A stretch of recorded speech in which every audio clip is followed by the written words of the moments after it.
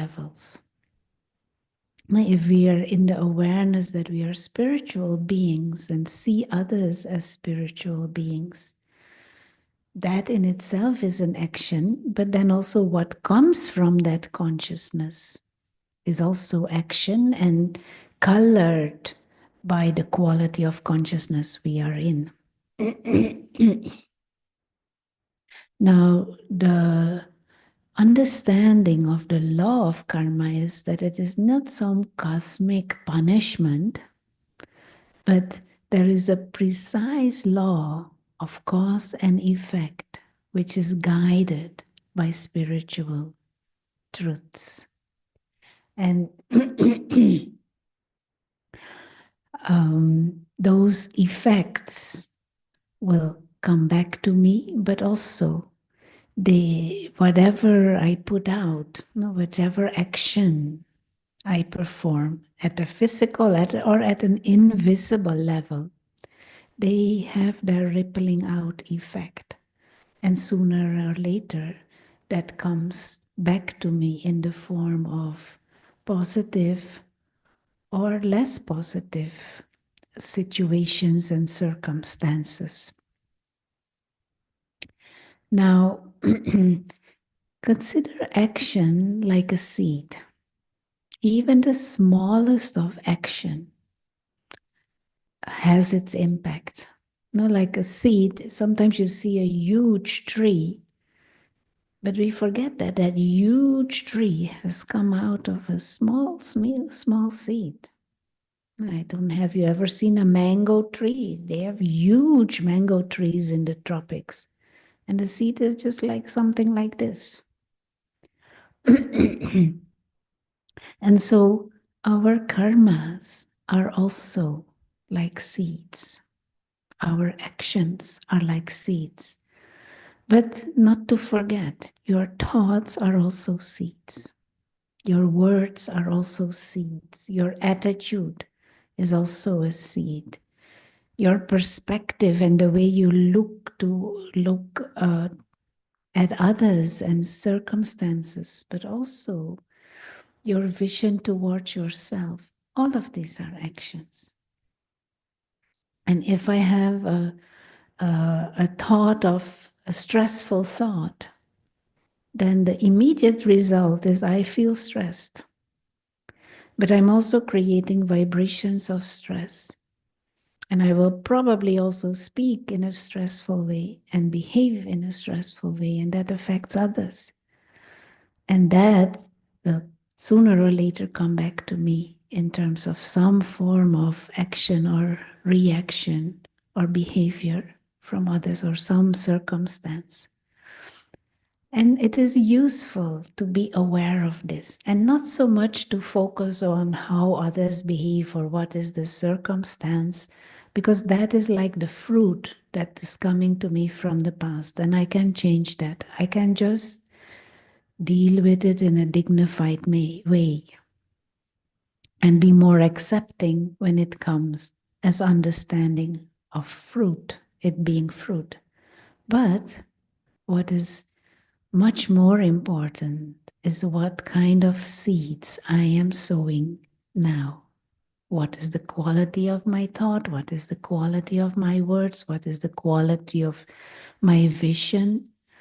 The way I interact with the scenes of the drama of human life in general. How do I interact with others? And then the next question immediately would be, so then what is the standard of a good action? And what is the standard of action that will create an unpleasant or an undesirable result? Now, if you go back to the root of action, then we come back to consciousness. What is the quality of my consciousness? Is it spiritual consciousness? Am I living in the awareness of the self as a spiritual being, an invisible, timeless, pure, peaceful being of light, being of consciousness, one who is a visitor in this world, a visitor in this body, playing the game of human life. And at the end, this spiritual being will return back to that spiritual dimension. If I live in that awareness, I'm living in with a deeper feeling of being safe, of being imperishable, of being timeless, a being who is innately divine. In that awareness, I'm in a much better place to be at peace and at ease and interact with that highest vision, and from a place of peace and a place of love and harmony. And so from that state of awareness, state of consciousness, the highest forms of karma emanate. But if I'm in a limited state of consciousness, what in Brahma Kumaris we call body consciousness, as opposed to spiritual consciousness or soul consciousness, where I identify with what is limited, where I go into attachments with things that are limited and gross in nature, then the quality of my karmas, the quality of my actions will be of lower and of limited quality, and sometimes maybe even negative or destructive karma. And so this is where meditation and a spiritual journey comes in, so that I can cultivate and hold on and increase spiritual consciousness and spiritual awareness and spiritual self-awareness, so that what comes from that consciousness, all the karmas that come from that, have a higher quality and maybe even the highest quality.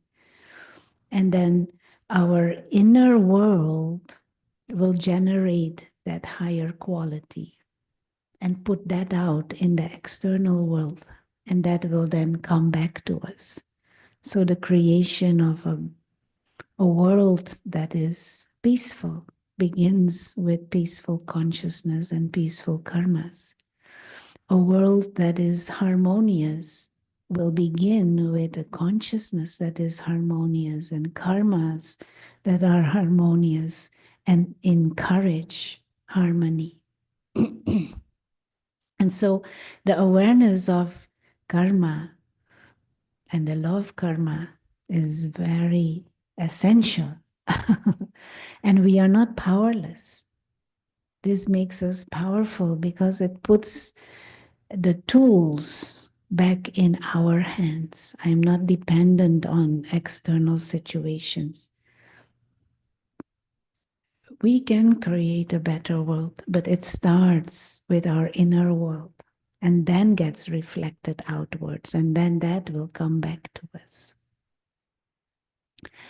So let's take a few moments to build that spiritual consciousness, which is the basis for higher quality karma. And like I said, karma is not just big things and big actions and big transactions, which is fine, but it begins with small actions, incognito actions, your thoughts, a thought of kindness, a thought of goodness, a thought of benevolence. So as we sit,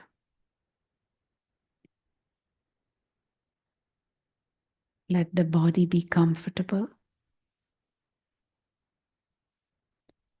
and bring all your attention in this present moment, right here, right now. Full awareness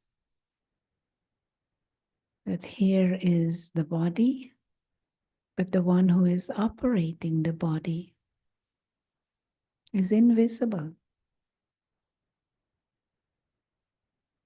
We use the image of light, but consciousness is invisible.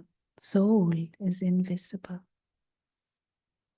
And that is what we truly are, that living being, the one who is experiencing, the one who is having thoughts and feelings, the soul. This is who I truly am, timeless, invisible, pure being of light, operating the body as if from behind the eyes, the center of the forehead.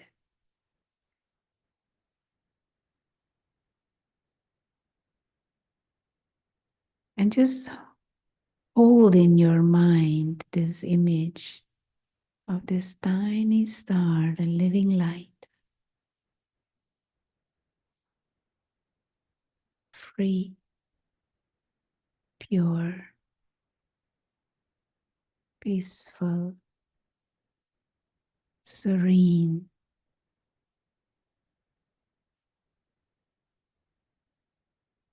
Body is a tool to perform karma.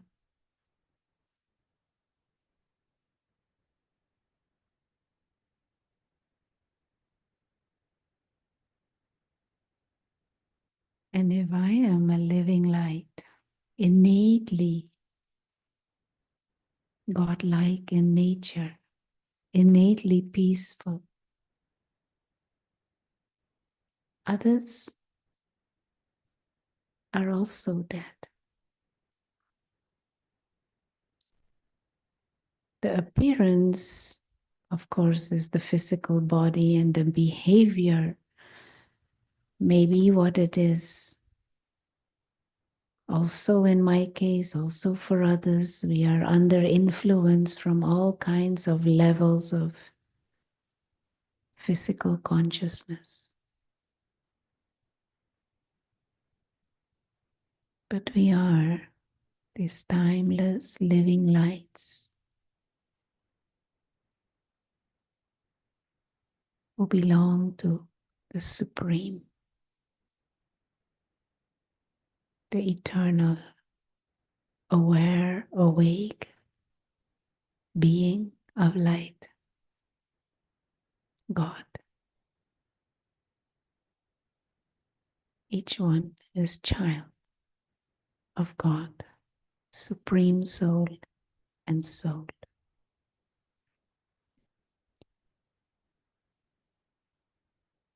Thank you. So, as you go through the day, let us aim to think before we act and to even check the thoughts.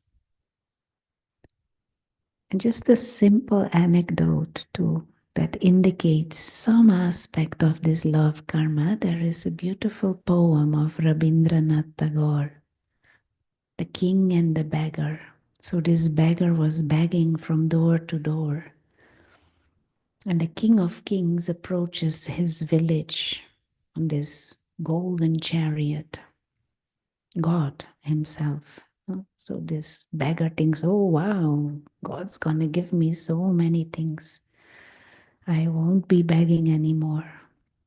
But to his surprise, God stretches out his hand and asks him, what can you give to me? This beggar, surprised. But he digs in his pocket and he gives to the King of Kings the smallest of smallest of smallest of grain. And God says, thank you. Gets on the chariot off, leaving the beggar a bit disappointed. But in the evening, the beggar empties his pockets, and what did he find between all the things he could beg is a small, small, small piece of gold. And the last sentence is, I wished and I wept that I had the heart to give him my all.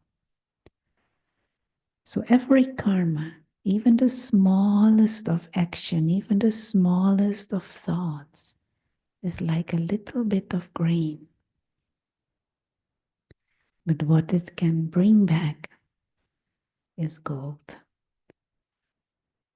And so the game of human life is not so much of what we can get or the quality of what we receive, depends on the quality of what we have given before. And every small action matters. Thank you. So think before you think before you act, and increase your spiritual awareness. Have a good day.